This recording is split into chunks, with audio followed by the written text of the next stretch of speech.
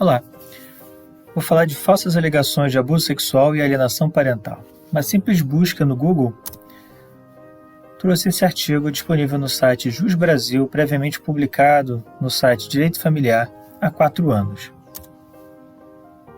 A alienação parental é uma campanha liderada geralmente pelo genitor detentor da guarda da prole, mas pode ser praticada também por outros familiares, ainda que não tenham a guarda, no sentido de influenciar os filhos para que odeiem e repudiem sem justificativa o outro genitor. Para conseguir atingir o objetivo de afastamento entre o filho e o outro pai, uma das ferramentas utilizadas pelos alienadores é a falsa denúncia de que um dos genitores teria praticado abuso sexual contra a criança ou o adolescente.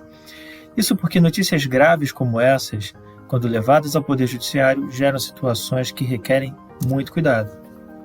Por um lado, os juízes devem tomar as medidas necessárias para resguardar a segurança do menor de idade, afastando-o de situações de perigo. E, por outro, há sempre o receio de que, em sendo a denúncia falsa, a criança ficará privada do contato com o outro genitor que não lhe causou mal.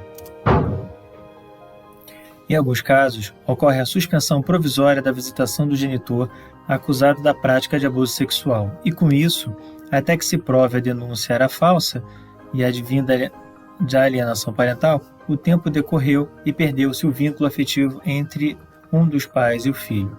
Então vejamos aqui que é uma ferramenta que reconhecidamente tem sido usada em prol da alienação parental. Então muitas pessoas estão se utilizando da falsa denúncia de abuso sexual simplesmente para afastar o pai de um filho. Vamos continuar. Para Ana Carolina Carpes Mardaleno e Rolf Madaleno, a falsa denúncia de abuso, caso não consiga cortar de vez a visitação, irá impedi-la por tempo suficiente para que se propaguem ideias na psique do menor que provocarão a sua alienação. Então, quando a gente vê casos de falsas denúncias, já concluídos, não raramente chegamos a prazos de 11 anos, 15 anos, 20 anos. E uma alienação parental de 20 anos pode comprometer, ou na verdade vai comprometer com bastante certeza de eficiência, o convívio do filho com outro genitor alienado. Então é preciso que a gente comece a entender que é uma ferramenta, está lá disponível e tem sido usado cada vez mais. Aí a gente pergunta, o que acontece com alguém que faz uma falsa denúncia de abuso sexual? Depois a gente comenta sobre isso. Como se sabe, geralmente o alienador não se importa nem toma conhecimento do transtorno que a alegação do abuso sexual causará à família. Sua intenção é ganhar tempo, buscar laudos que sejam satisfatórios à sua pretensão, não importando o tempo que leve nem quantos tenha que realizar. Nos casos de falsa alegação de abuso sexual, o alienador programa falsas memórias na cabeça da criança, fazendo-a repetir como se realmente tivesse sido vítima de incesto. A memória é a recordação dos fatos ocorridos na vida de uma pessoa e as falsas memórias são aquelas baseadas em fatos que jamais aconteceram. De acordo com Alexandra Ullman, essas falsas memórias são baseadas em sugestionamentos e informações enganosas e, em um grau elevado de alienação parental, o próprio alienador pode confundir a verdade e a história fictícia. A criança, mais vulnerável e com menos discernimento, reproduzirá aquelas situações como se fossem verdadeiras. Entanto, a alienação, no seu grau mais alto, o filho começa a rejeitar o outro genitor mesmo sem interferência direta do alienador, vez que as falsas memórias já estão implantadas. Dessa forma, aquele pai ou mãe que estiver praticando a alienação pode até mesmo tentar ludibriar os operadores do direito, passando a transmitir a imagem de que tem boas intenções e de que é tão somente o filho que se sente ameaçado. Embora dolorosos para o genitor alienado, os efeitos da alienação parental, inclusive com a falsa denúncia de abuso, são muito mais prejudiciais aos filhos, os quais podem precisar enfrentar, além de alterações no padrão do sono e alimentação, também as seguintes circunstâncias relacionadas à formação da personalidade e aos aspectos psicológicos, até mesmo na fase adulta de suas vidas.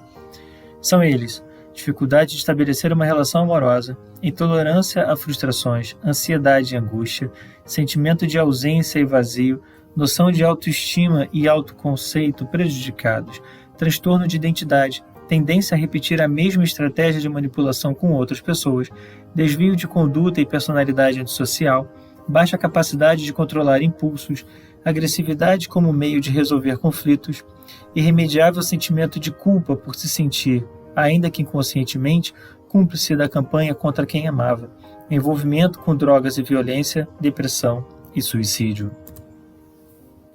Assim, é essencial a proteção dos filhos no momento de ruptura de seus pais, para que não passem pelas situações mencionadas acima. Ambos os genitores precisam preocupar-se igualmente com aquilo que é importante para os filhos, até mesmo para que eles, por meio de convivência, possam ver ambos os pais a representação de cuidados que necessitam, o que possibilitará um desenvolvimento sadio.